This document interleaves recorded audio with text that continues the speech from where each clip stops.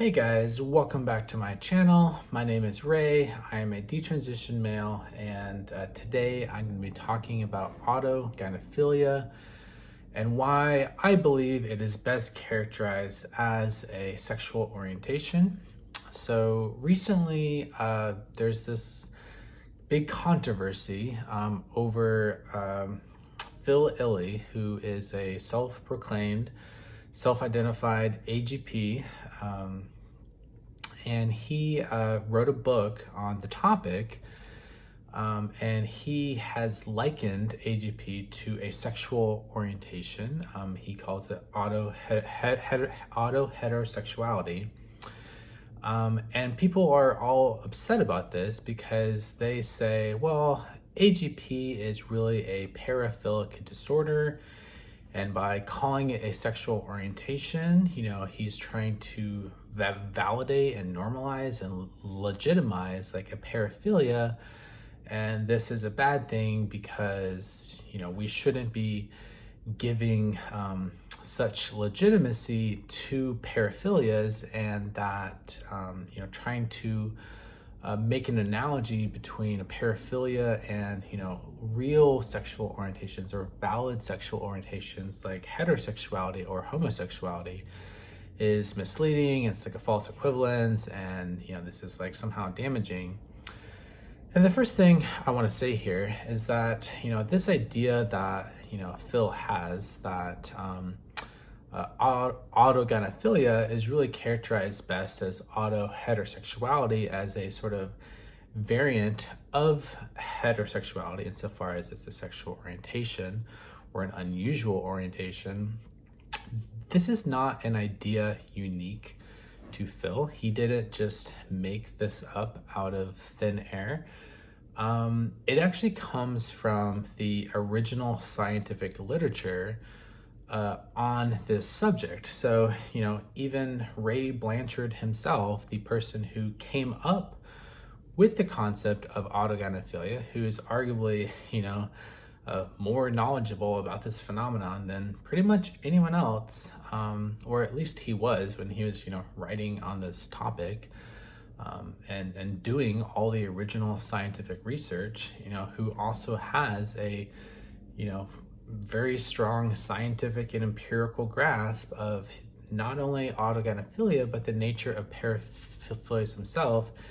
Even Ray Blanchard, said, and I can pull up a quote about this, he said that autogynephilia is best characterized as a sexual orientation and not merely a paraphilia. And the reason why Ray Blanchard said this is because, a paraphilia sort of, it has a limited scope in the way it impacts your life.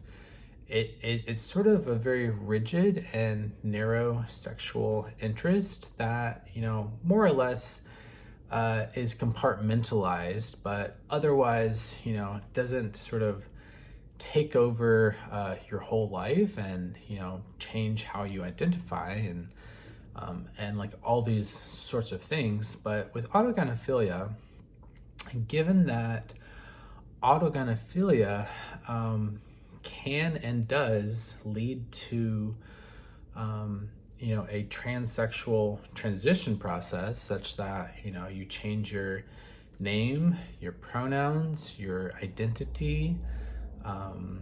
You get a legal name change, you take,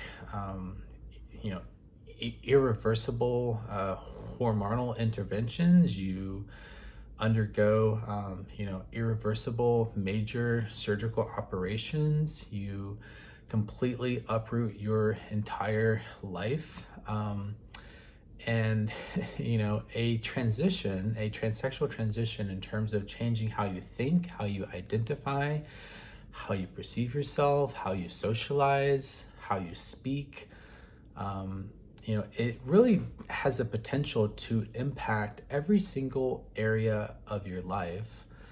And I can personally attest to this because I also have a AGP. And, AGP was the driving force as to why I transitioned 8 years ago. Because it really does sort of like have this potential to take over your life. Now, it doesn't do that in every case. It just has the potential to do that if it otherwise isn't fully integrated into, your male identity. And it also can come in degrees of severity. So, some people with autogynephilia, experience its symptomology, in a relatively mild way that can just be sort of like assuaged through, more compartmentalized practices such as cross-dressing or whatever. But, for some people, autogynephilia can, lead to the development of a very severe gender dysphoria. And this was the original impetus for, coming up with the scientific category of autogynephilia in the first place, was to characterize, people who had gender dysphoria to such an extent that it motivated them to seek out a gender clinic to undergo transition processes.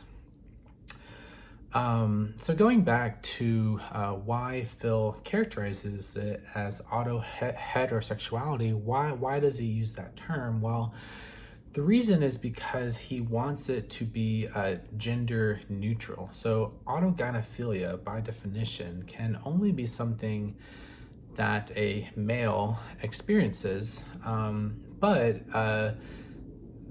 Phil thinks that there's good evidence and reason to suggest that the phenomenon also exists in females, which would be called autoandrophilia.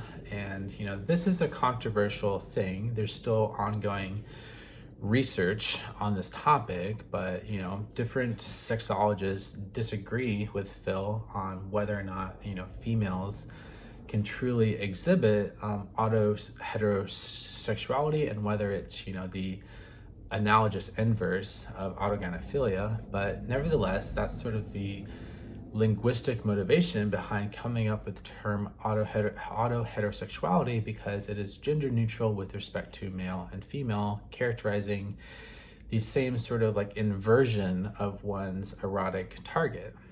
So I want to step back here and take a deeper look at, why something is a sexual orientation or not. Like, why is heterosexuality and homosexuality, why are those two things, clearly valid sexual orientations? We have to ask ourselves, what is a sexual orientation and what is the fundamental basis for characterizing something either as a sexual orientation or, as merely a paraphilia? Because, what is a sexual orientation? It is really a,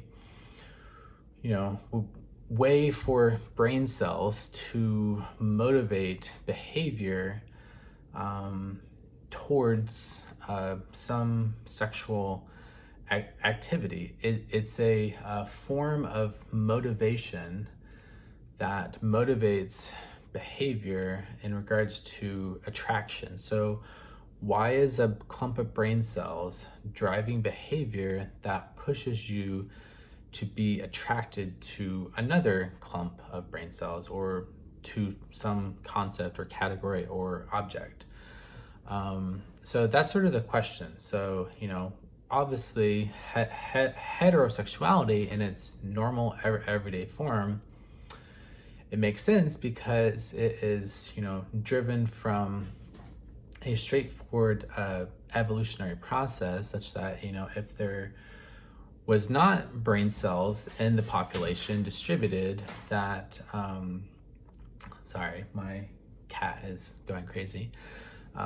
If there were not brain cells that drove people's behavior in the population towards heterosexual behavior, copulation between males and females, then, we wouldn't have survived as a species. But what about homosexuality, where, in the straightforward case of that, there wouldn't be an example of,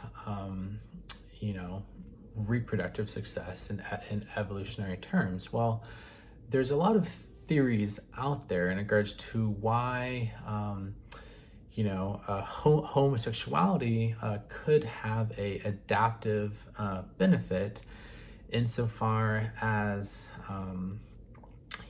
the driver of this seems to be the hormonal or immunological environment in the womb, such that it's really the female mother who carries the potential for basically setting a fetus down a particular pathway that leads to homosexuality. And the idea is that there's an adaptive benefit, if there might already be too big of a family, and you don't need to have another family member who is making children, but you can produce a family member that helps take care of the existing family members in that family. So that's kind of the long and short of it. So so a sexual orientation doesn't necessarily have to be something that drives towards a straightforward evolutionary reproductive success. But we can really characterize sexual orientation not in terms of whether it drives towards the reproductive success, but just in terms of like shifting what you are attracted to.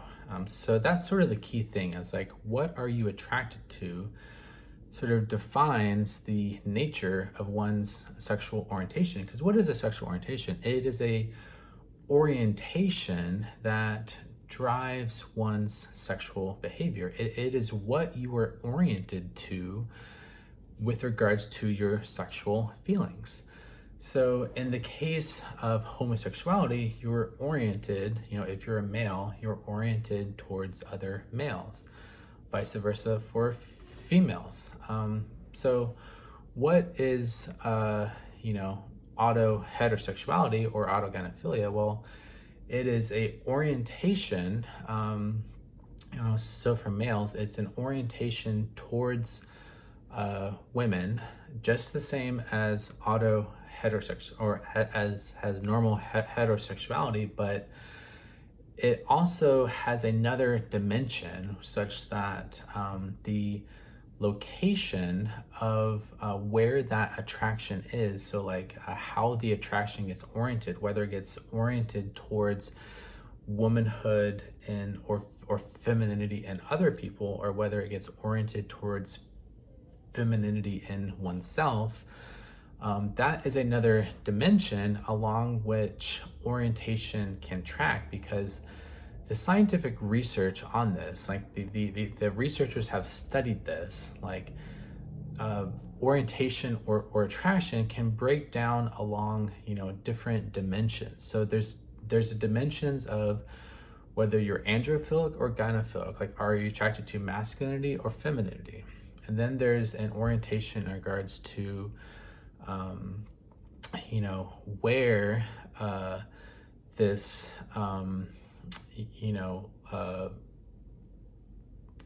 femininity or masculinity lives. Is it in other people or is it in yourself? And there's other dimensions that researchers have studied. One of the more controversial ones I'll mention is, because I think I ought to mention it, because these sexologists who have studied this, do have strong evidence to believe that age is one of the dimensions along which orientation can vary in terms of, describing, one's orientation. I'm not going to go into that because it's pretty controversial, and I think that would distract us from our topic. So now we have, at the minimum, masculinity versus femininity, other versus self, and age. And, there's other dimensions, along which orientation can develop, but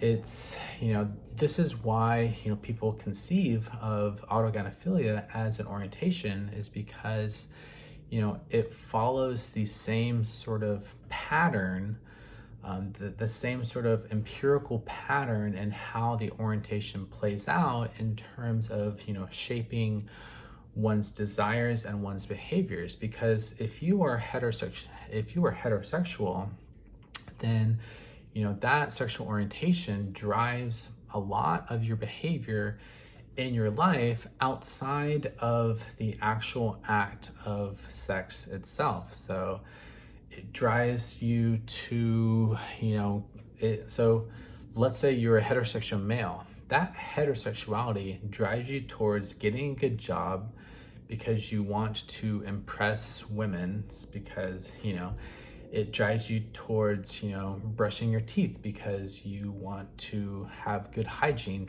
for women. It drives you to pursue art because you want to impress women. It drives you to engage in courtship behaviors that are non-sexual, buying flowers, holding hands, writing a love song. When a heterosexual male is, composing a love song to their lover, they're not necessarily like aroused in that moment, but that behavior is still, driven from their sexual orientation, driven from their heterosexuality. So there are a vast swath of non-sexual behaviors that are driven and motivated by the heterosexual orientation. And it is the exact same thing with autogynephilia. While there are certainly, many, behaviors that autogynephiles partake in that are explicitly connected to arousal, there are also many, many more behaviors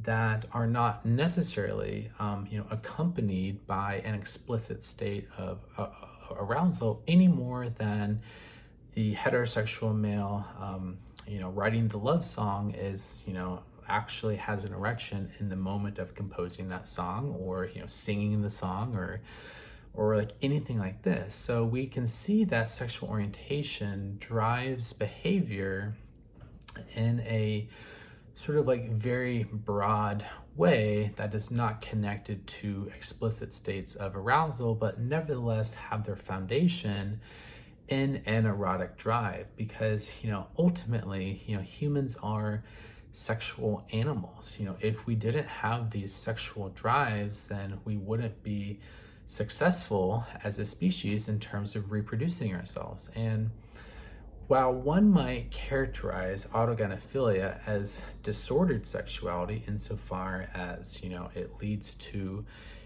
disabling, mental illness such as gender dysphoria that has the capacity to, interrupt your normal social functioning in life,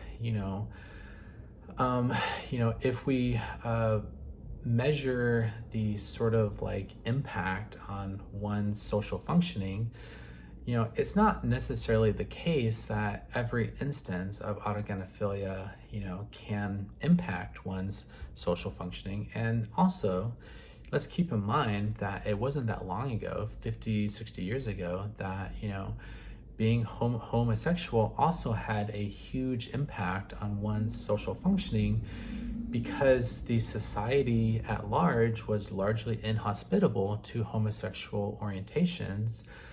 So one could say that, back in the day, when homosexuality was criminalized, and, if you came out as gay, you could be thrown in the psychiatric hospital, you could be beaten up. Like it was not a very socially adaptive thing to be, gay.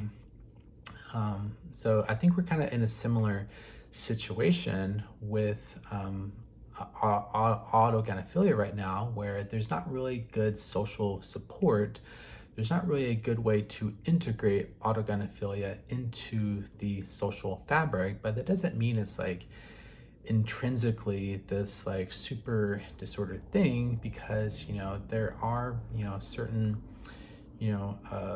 therapeutic interventions and pathways that sort of alleviate a lot of the psychological distress that is associated with this condition, which is why the original researchers who came up with this, Ray Blanchard, etc., thought that transition for cases of severe gender dysphoria caused by autogynephilia, that transition, could be a good treatment modality, because often when autogynephiles, go through the transition process, if they have severe gender dysphoria, then, they sort of become far more functional in their ability to integrate this orientation into everyday social functioning, and they can just be normal members of society going about their day, contributing, and sometimes this can involve being in healthy relationships, other times it doesn't, but that's sort of but there are also many heterosexuals who are not really capable of having healthy relationships. So I wouldn't say that, like, just on the basis of the fact that autogynephilia can sometimes lead to an inability to have sexual relationships, that doesn't like invalidate it as an orientation, just because there are also many heterosexuals, by their nature and disposition, who are completely incapable of having healthy relationships. So that's kind of all I want to say. This is obviously like a very complicated topic, and I'm just sort of like briefly summarizing some of like the research and thinking on this topic. Like, I highly recommend Phil Illy's book Auto Heterosexual on this topic. Go check it out. It's a huge compendium of all the scientific research that's been done in this field of study. It contrary to popular opinion, the concept of autogynephilia has not been empirically debunked in any way. If anything, the scientific research seems to be building and building, and there seems to be further corroboration that this is like a real phenomenon that plays a powerful explanatory role and characterizing the nature of at least some aspects of gender dysphoria. It doesn't explain every instance of gender dysphoria, but for me personally, like, this theory like best explains like my life and like why I developed gender dysphoria and like why that drove me to transition. So yeah, that's all I'll say. Thanks for watching. Take care. Bye.